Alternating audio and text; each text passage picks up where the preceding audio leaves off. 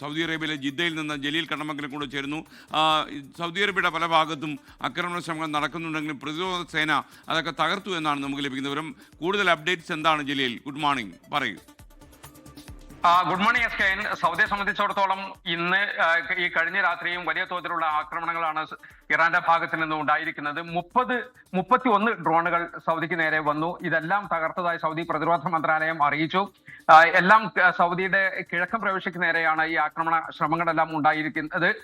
സൈനിക താവളങ്ങളും അതോടൊപ്പം തന്നെ ഓയിൽ പ്ലാന്റുകളും ഒക്കെ ഉൾക്കൊള്ളുന്ന ഒരു തന്ത്രപ്രധാന മേഖലയാണ് കിഴക്കൻ പ്രവിശ്യ. അതുകൊണ്ടാണ് കിഴക്കൻ പ്രവിശ്യക്ക് നേരെ കൂടുതൽ ആക്രമണങ്ങൾ ഉണ്ടാകുന്നത്. ഇന്നലെയും 40ഓളം ഡ്രോൺ മിസൈൽ ആക്രമണങ്ങളാണ് സൗദിക്ക് നേരെ ഉണ്ടായത്. മിസൈൽ പതിച്ച് 2 വീടുകൾക്ക് കേടുപാടുകൾ സംഭവിക്കുകയും ചെയ്തിരുന്നു. എന്നാൽ ആളപായം റിപ്പോർട്ട് ചെയ്തിട്ടില്ല. സൗദി വിദേശകാര്യമന്ത്രി കഴിഞ്ഞ രാത്രിയിൽ ഫ്രാൻസിൽ എത്തിയിട്ടുണ്ട്. G7 വിദേശകാര്യമന്ത്രിമാരുടെ യോഗത്തിൽ പങ്കെടുക്കാനാണ് അദ്ദേഹം എത്തിയിരിക്കുന്നത്. G7 അംഗമല്ലാത്ത സൗദി അതിഥി രാജ്യമായാണ് ഈ ഫ്രാൻസിൽ നടക്കുന്ന ഈ യോഗത്തിൽ പങ്കെടുക്കുന്നത്. നിലവിലെ സാഹചര്യങ്ങൾ G7 വിദേശകാര്യമന്ത്രിമാരുടെ യോഗം ചർച്ച ചെയ്യും. സൗദിയിൽ പെരുന്നാൾ അവധിയൊക്കെ കഴിഞ്ഞ് ഓഫീസുകളൊക്കെ സാധാരണ രീതിയിലാണ്, ജനജീവിതം സാധാരണ രീതിയിലാണ്. സ്കൂളുകൾക്കുള്ള അവധി ഇന്ന് അവസാനിക്കുകയാണ്. നാളെയും മറ്റന്നാളും വാരാന്ത്യ അവധിയാണ്. ഞായറാഴ്ച ക്ലാസ്സുകളൊക്കെ പുനരാരംഭിക്കും. ഇതിലൊന്നും യാതൊരു മാറ്റവും ഇല്ല എന്ന് അധികൃതർ അറിയിച്ചിട്ടുണ്ട്. സൗദി അറേബ്യയും മറ്റു ഗൾഫ് രാജ്യങ്ങൾ നേരിടുന്ന ഇറാന്റെ സൈനിക നീക്കങ്ങൾക്കെതിരെ ഈ ആഗോള മുഫ്തിമാരും പണ്ഡിതരും ഒക്കെ രംഗത്തെത്തിയിരിക്കുന്നത് എന്നാണ് പ്രധാനപ്പെട്ട മറ്റൊരു കാര്യം. കഴിഞ്ഞ ദിവസം ഇസ്ലാമിക മൂല്യങ്ങൾക്ക് വിരുദ്ധമാണ് ഇറാന്റെ ഈ നടപടി, അയൽപക്ക മര്യാദകളുടെ ലംഘനമാണ്, ഇസ്ലാമിക ലോകത്ത് ഇറാൻ ഒറ്റപ്പെടും എന്ന ഒരു മുന്നറിയിപ്പും ഈ പണ്ഡിത ലോകം ഇറാന് നൽകിയിട്ടുണ്ട്. ഇറാന് പിന്തുണ പ്രഖ്യാപിച്ച ഹൂത്തികൾ ഇതുവരെ യുദ്ധത്തിന്റെ ഭാഗമായിട്ടില്ല. എന്നാൽ ഹൂത്തികൾ ഈ യുദ്ധത്തിൽ പങ്കാളികളായാൽ അത് സൗദിക്കും അതോടൊപ്പം തന്നെ ഈ മേഖലക്കും പ്രത്യേകിച്ച് ചെങ്കടൽ പാതയ്ക്കുമെല്ലാം ഭീഷണിയാകും എന്നതിൽ യാതൊരു സംശയവും ഇല്ല. ഈ മേഖലയെ സാമ്പത്തികമായും അതോടൊപ്പം തന്നെ ടൂറിസം മേഖലയും ഒക്കെ ഇത് അസ്ഥിരപ്പെടുത്തും.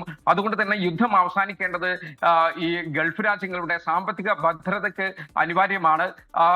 മറ്റൊരു പ്രധാനപ്പെട്ട കാര്യം സൗദിയിൽ നിന്നുള്ളത്, സൗദിയിൽ വിസ കാലാവധി കഴിഞ്ഞവർക്ക്, അതായത് ടൂറിസ്റ്റ് വിസയിലും സന്ദർശക വിസയിലും ഉംറ വിസയിലൊക്കെയുള്ള വിദേശികൾ സൗദിയിലുണ്ട്. അവർക്ക് വിസ കാലാവധി കഴിഞ്ഞ് നിലവിലുള്ള സാഹചര്യം കാരണം നാട്ടിലേക്ക് മടങ്ങാൻ സാധിക്കാത്ത സാഹചര്യമുണ്ട്. ഇത്തരം ആളുകൾക്ക് ഒരു ആശ്വാസ വാർത്ത സൗദി ആഭ്യന്തര മന്ത്രാലയം കഴിഞ്ഞ ദിവസം പുറപ്പെടുവിച്ചിട്ടുണ്ട്. ഇവർക്ക് ഏപ്രിൽ 18 വരെ വിസ പുതുക്കാതെ തന്നെ സൗദിയിൽ തങ്ങാം എന്നാണ് അറിയിച്ചിരിക്കുന്നത്. അവർക്ക് വിസ പുതുക്കേണ്ടതില്ല.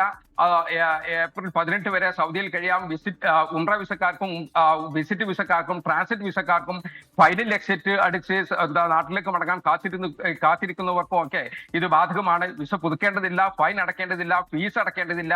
നേരിട്ട് സൗദിയിലെ അന്താരാഷ്ട്ര വിമാനത്താവളങ്ങളിൽ ചെന്നാൽ അവർക്ക് നാട്ടിലേക്ക് പോകാനുള്ള സൗകര്യം ലഭിക്കും.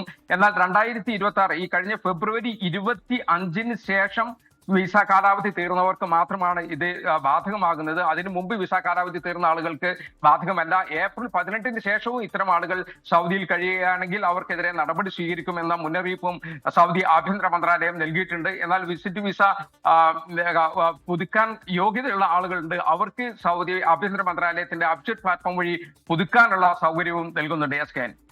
ഓക്കെ, ജലീൽ കണ്ണമംഗലമാണ് ജിദ്ദയിൽ നിന്ന് വിവരങ്ങളുമായി ചേർന്നത്. Thank you.